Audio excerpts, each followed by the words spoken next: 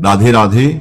आप सभी को वैशाख मास के शुक्ल पक्ष की परम पावन, सर्व पापों का नाश करने वाली, जन्म जन्मांतर के दोषों को मिटाने वाली और मोक्ष का मार्ग प्रशस्त करने वाली मोहिनी एकादशी की हृदय से ढेरों शुभ कामनाएं।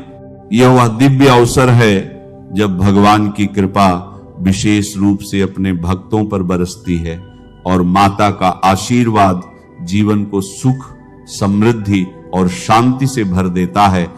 ऐसा पावन दिन जब सच्ची श्रद्धा और विश्वास के साथ किया गया एक छोटा सा संकल्प भी जीवन की दिशा बदल सकता है।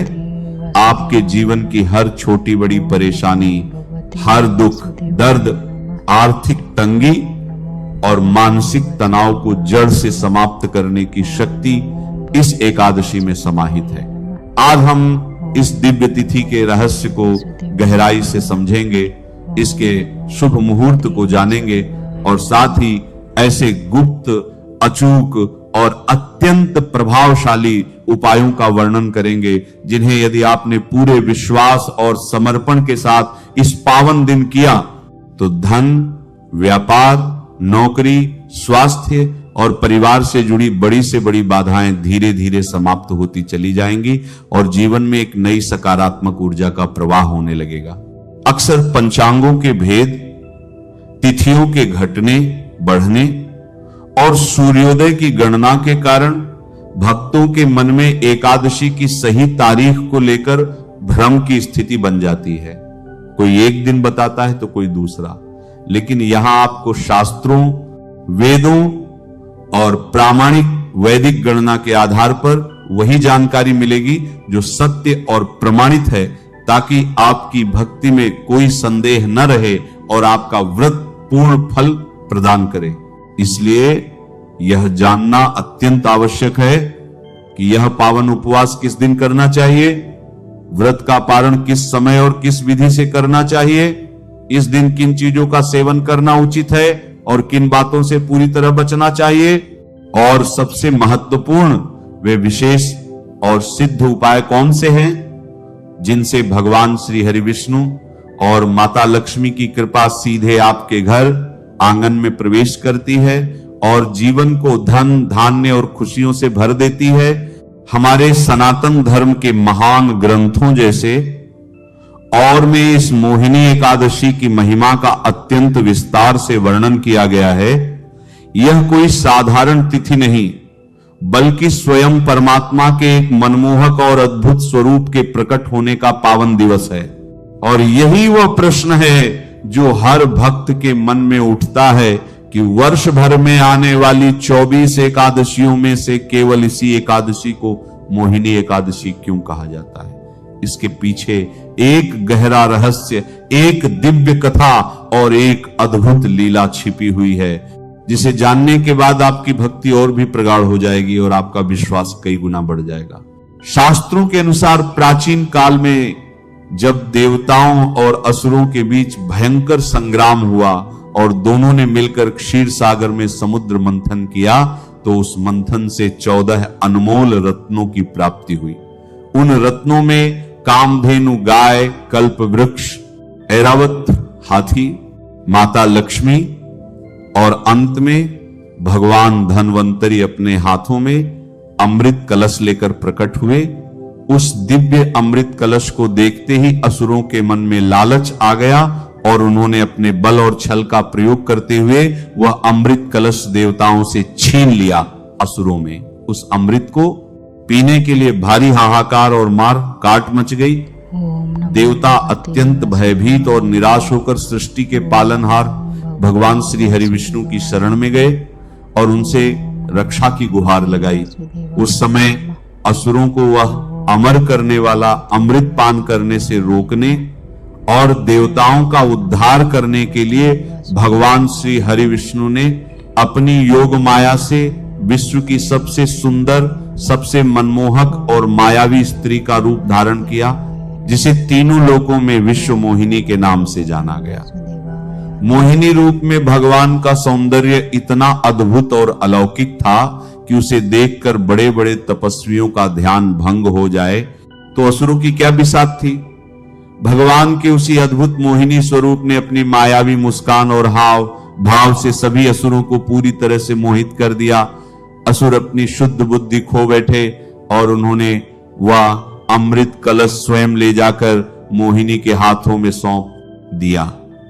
इसके बाद मोहिनी रूपी भगवान विष्णु ने बड़ी ही चतुराई से असुरों को माया के जाल में उलझाए रखा और सारे का सारा अमृत देवताओं को पान करा दिया, जिससे देवता अमर हो गए और असुरों का नाश हुआ। हमारे धर्म ग्रंथों में स्पष्ट रूप से वर्णित है कि जिस परम पावन दिन भगवान श्री हरि विष्णु ने यह मोहिनी रूप धारण करके देवताओं के प्राणों और उनके स्वर्गलोक की रक्षा की थी, वह वैशाख मास के शुक्ल पक्ष की एकादशी का ही पावन दिन था। इसीलिए यह एकादशी भगवान के उसी मोहिनी स्वरूप की आराधना और वंदना का सबसे बड़ा और सबसे पवित्र दिन मानी जाती है। मोहिनी एकादशी की महिमा का बखान करते हुए भगवान श्री कृष्ण ने स्वयं धर्मराज युधिष्ठिर से कहा था, हे कुंती पुत्र, जो भी मनुष्य इस मोहिनी एकादशी का विधि विधान से उपवास करता है, उसके जन्म जन्मांतर के घोर पाप, सारे दुख, दरिद्रता और हर प्रकार के मोह माया के मजबूत जाल हमेशा हमेशा के लिए कट जाते हैं। यह संसार एक माया है और इस माया के भवसागर से पार लगाने वाली एकमात्र नौका यह मोहिनी एकादशी ही है। शास्त्रों में उल्लेख मिलता है कि कुरुक्षेत्र के पावन तीर्थ में सूर्य ग्रहण के समय अपनी पूरी संपत्ति या बहुत सारा सोना दान करने से, या फिर त्रिवेणी संगम में स्नान करने और हजारों उत्तम कोटि की गौ माता का दान करने से जितना असीम और अनंत पुण्य प्राप्त होता है, वह सारे का सारा पुण्य एक सच्चे भक्त को केवल इस एक मोहिनी एकादशी का निष्ठा पूर्वक व्रत करने मात्र से बहुत ही सहजता से मिल जाता है। यह एकादशी मनुष्य को शारीरिक, मानसिक और आध्यात्मिक रूप से अत्यंत शुद्ध कर देती है। एकादशी का व्रत एक बहुत बड़ी तपस्या है और इस तपस्या के कुछ कड़े नियम होते हैं, जिनका पालन करना हर व्रत करने वाले और व्रत न करने वाले मनुष्य के लिए भी अत्यंत आवश्यक बताया गया है। यदि एकादशी के नियमों की बात करें तो इस दिन खान पान, आचरण और व्यवहार में पूर्ण सात्विकता और संयम बरतना बहुत जरूरी होता है। हमारे पवित्र धर्म ग्रंथों में बहुत ही साफ तौर पर चेतावनी दी गई है कि एकादशी के दिन चावल खाना महापाप की श्रेणी में आता है। महर्षि वेदव्यास जी ने कहा है कि एकादशी के दिन चावल खाना मांस खाने के समान पाप माना गया है। पौराणिक कथा के अनुसार माता शक्ति के क्रोध से बचने के लिए पाप पुरुष ने एकादशी के दिन चावल में ही पनाह ली थी। इसीलिए एकादशी के दिन चावल में सारे पापों का वास होता है। अतः चाहे आप व्रत में रहें या न रहें, मोहिनी एकादशी के दिन अपने घर में चावल भूलकर भी न पकाएं और न ही किसी को खाने दें। इसके अलावा इस दिन पूर्ण रूप से ब्रह्मचर्य का पालन करना चाहिए। किसी पर भी अकारण क्रोध न करें, अपने मुख से कोई भी झूठ न बोलें, किसी की निंदा, चुगली या बुराई करने से पूरी तरह बचें। घर में लहसुन, प्याज, मांस, मदिरा या किसी भी प्रकार के तामसिक भोजन का प्रवेश तो एकादशी के कई दिन पहले और बाद तक नहीं होना चाहिए। इस दिन प्रातः काल ब्रह्म मुहूर्त में शैया का त्याग कर देना चाहिए। उठकर नित्य कर्मों से निवृत्त होकर गंगा जल मिले पानी से स्नान करना चाहिए और फिर स्वच्छ पीले या सफेद वस्त्र धारण करने चाहिए। काले या नीले रंग के कपड़े एकादशी के दिन बिल्कुल भी नहीं पहनने चाहिए। स्नान के पश्चात अपने घर के ईशान कोण में स्थित मंदिर की अच्छी तरह से सफाई करें। एक साफ लकड़ी की चौकी पर नया पीला रेशमी कपड़ा बिछाकर भगवान विष्णु और माता लक्ष्मी की सुंदर प्रतिमा या तस्वीर स्थापित करें। भगवान श्री हरि को शंख में शुद्ध जल और पंचामृत, दूध, दही, घी, शहद और शक्कर का मिश्रण भरकर विधिपूर्वक स्नान करवाएं। इसके बाद उन्हें पीले वस्त्र पहनाएं। मस्तक पर गोपी चंदन या पीले चंदन का सुंदर तिलक लगाएं और ताजे पीले फूल अर्पित करें।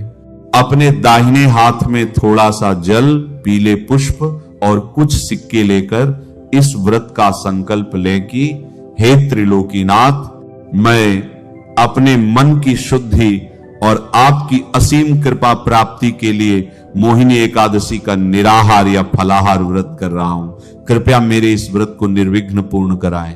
संकल्प के बाद भगवान को तुफल, विशेषकर पीले फल जैसे केला, आम, पपीता और शुद्ध देसी घी से बनी या बेसन की मिठाई का भोग लगाएं। यहां एक बात का विशेष ध्यान रखें कि भगवान श्री हरि को कोई भी भोग बिना तुलसी दल के कभी स्वीकार नहीं होता है, इसलिए उनके भोग में तुलसी के पवित्र पत्ते अवश्य रखें। तुलसी जी को एकादशी के दिन तोड़ा नहीं जाता, इसलिए एक दिन पहले तुलसी दल तोड़कर सुरक्षित रख लें। मोहिनी एकादशी की व्रत कथा सुने बिना या पढ़े बिना यह महाव्रत कभी पूर्ण नहीं माना जाता है। इसलिए अब आप सभी अपना ध्यान एकाग्र करके पौराणिक कथा के अनुसार बताई गई वह परम पावन और मोक्षदायिनी कथा सुने, जिसे सुनने मात्र से कई जन्मों के संचित पाप जलकर भस्म हो जाते हैं। प्राचीन काल में पुण्य सलिला सरस्वती नदी के पावन तट पर भद्रावती नामक एक अत्यंत विशाल, सुंदर और धन धान्य से परिपूर्ण नगरी हुआ करती थी। वहां राजा दूतिमान नाम के एक अत्यंत प्रतापी और न्यायप्रिय राजा राज किया करते थे। उसी नगर में धनपाल नामक एक वैश्य भी रहता था। धनपाल बहुत ही बड़ा व्यापारी था और उसके पास कुबेर के समान अपार धन संपत्ति थी, लेकिन धनवान होने के साथ साथ वह अत्यंत धर्मात्मा, परोपकारी और भगवान विष्णु का अनन्य भक्त भी था। वह अपना बहुत सारा धन कुएं, तालाब बनवाने, प्याऊ लगवाने, धर्मशालाएं बनवाने और गरीब दुखियों की मदद करने में खर्च किया करता था। धनपाल के 5 बेटे थे, जिनके नाम सुमना, दूतिमान, मेधावी, सुकृत और धृष्टबुद्धि था। शुरू के 4 बेटे तो अपने पिता की तरह ही बहुत संस्कारी, आज्ञाकारी और धर्म के मार्ग पर चलने वाले थे, परंतु धनपाल का जो सबसे छोटा बेटा था धृष्टबुद्धि, वह अपने नाम के अनुरूप ही बहुत ही दुष्ट, महापापी और अत्यंत बुरे स्वभाव का व्यक्ति था।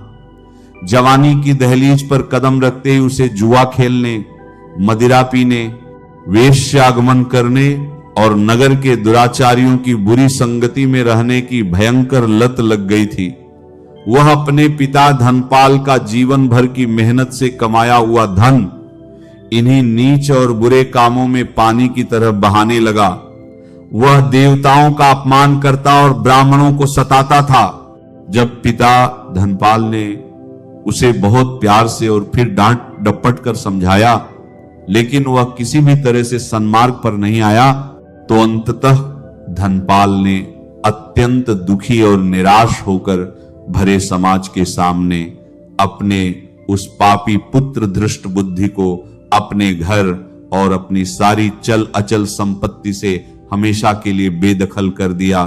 पिता द्वारा घर से बाहर निकाले जाने के बाद धृष्टबुद्धि के पास पैसा आना बंद हो गया।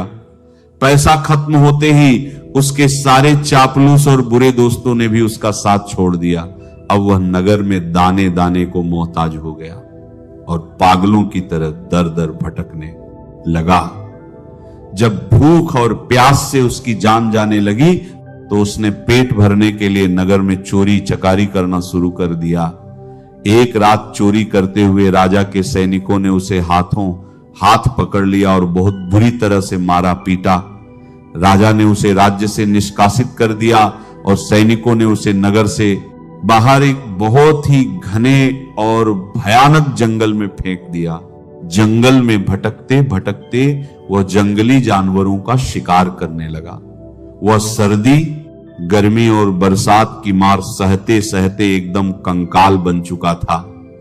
दुखों से जर्जर धृष्टबुद्धि एक दिन भटकते हुए महर्षि कौंडिन्य के परम पवित्र आश्रम के पास जा पहुंचा। संयोग से वह वैशाख का अत्यंत पवित्र महीना चल रहा था और महर्षि कौंडिन्य पवित्र गंगा नदी में स्नान करके अपने आश्रम की ओर लौट रहे थे। महर्षि ने कठोर तपस्या की हुई थी, उनके शरीर से तेज निकल रहा था। जैसे ही महर्षि दृष्टबुद्धि के पास से गुजरे तो उनके भीगे हुए कपड़ों से छिटककर गंगाजल की कुछ पावन बूंदें दृष्टबुद्धि के उस मलिन और पापी शरीर पर आ गिरी। उन पवित्र बूंदों के स्पर्श मात्र से ही वहां एक बहुत बड़ा चमत्कार घटित हुआ। उस पापी का सोया हुआ विवेक जाग उठा, उसकी मति एकदम से सुधर गई और उसके अंदर का सारा अज्ञान, मोह और अंधकार पल भर में ही छंट गया। उसे अपने द्वारा जीवन भर किए गए भयंकर पापों का गहरा पश्चाताप होने लगा। वह दौड़कर महर्षि कौंडिन्य के चरणों में गिर पड़ा और उनके पैरों को आंसुओं से धोते हुए फूट फूट कर रोने लगा। उसने हाथ जोड़कर कहा, हे करुणा के सागर मुनिवर, मैंने अपने पूरे जीवन में केवल जघन्य से जघन्य पाप ही किए हैं। मैंने अपने महान पिता का दिल दुखाया है, निर्दोषों को सताया है और अपना जीवन नरक बना लिया है। कृपया मेरे हाल पर दया करें और मुझे कोई ऐसा सरल मार्ग या व्रत बताएं जिससे मेरे इन भयंकर पापों का प्रायश्चित हो सके और मुझे इस असहनीय पीड़ा से मुक्ति मिल सके। तब महर्षि कौंडिन्य ने उस पर दया करते हुए कहा, हे पुत्र, तुम अब पश्चाताप की अग्नि में जलकर शुद्ध हो चुके हो। भगवान श्री हरि अत्यंत दयालु हैं। तुम आने वाले वैशाख मास के शुक्ल पक्ष की मोहिनी एकादशी का पूरे विधि विधान और सच्चे मन से व्रत करो। यह एकादशी इतनी शक्तिशाली है कि यह बड़े से बड़े पापों के पहाड़ों को भी जलाकर राख कर देती है और मनुष्य को मोह माया के जाल से निकाल लेती है। महर्षि के बताए अनुसार दृष्टबुद्धि ने उस वर्ष पूरे कठोर नियमों के साथ मोहिनी एकादशी का निराहार व्रत रखा। उसने पूरी रात भगवान विष्णु की मूर्ति के सामने बैठकर जागरण किया और उनके नामों का संकीर्तन किया।